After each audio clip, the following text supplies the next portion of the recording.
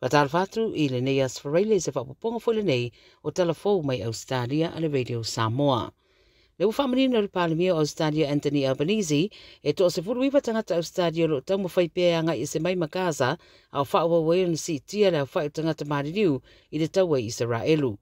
Whaidua le ABC o lo rua i whai ngā malanga le repatriation flight e anga i mai Ausetalia wa fōfue tau nuwane Tel Aviv i le so.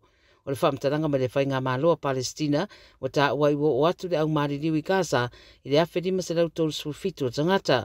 Whamauria mai reos wha ia Israelu o nisi o no whanga e au mawai tangata i le tu i mātu o Gaza. Lo whaua pēr tau mwhai ngā isi atunu e ave se mai o lātou fwoi tangata mai Israelu. Au whairua fwoi e le whaasoa manuia o se i tū lau i le Facebook o lo manuia umale au malanga Samoa.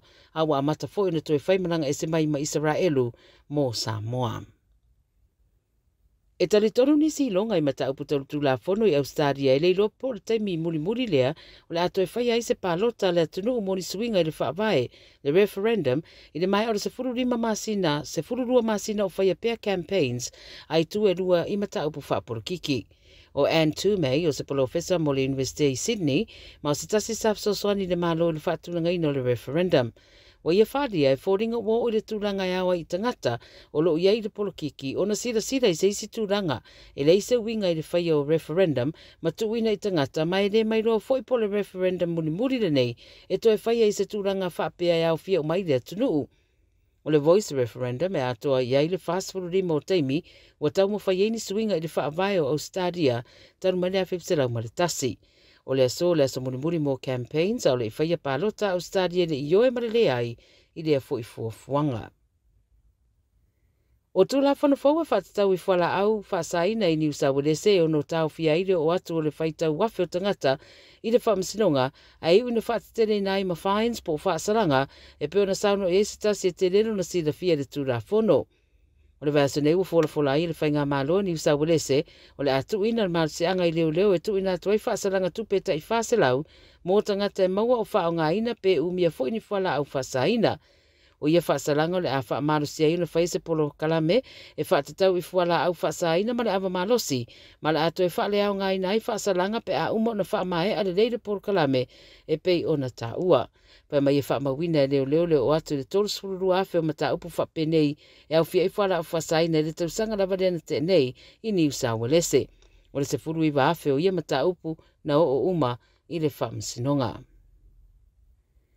Ua pu e leo se di Ausetalia wa riputia na mafuai na toi riu le waalele sa anga i atu i Perth mai Singapore. Pai mai di pote se whainga malanga na anga i atu mai le malai waalele i Singapore anga i Perth a e pe ama le fast food minute talu na anu le malanga pa ai roa ane ai o lo iei se whaamata o se pomu i runga le waalele.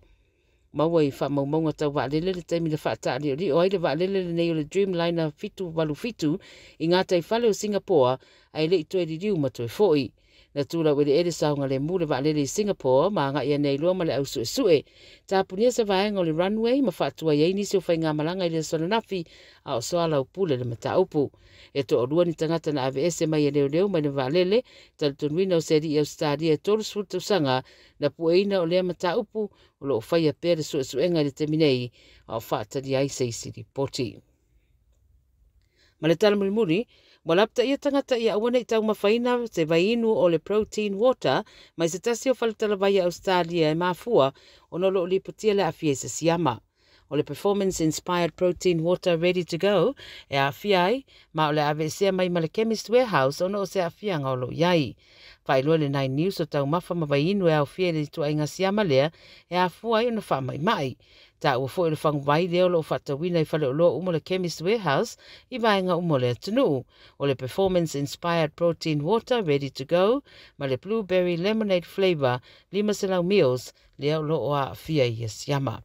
Ia a o le whaiunga le nā o tala mai Ausetalia mo le nei fo i aspareile manuia tele le whaiunga le mai aso wha soifuia.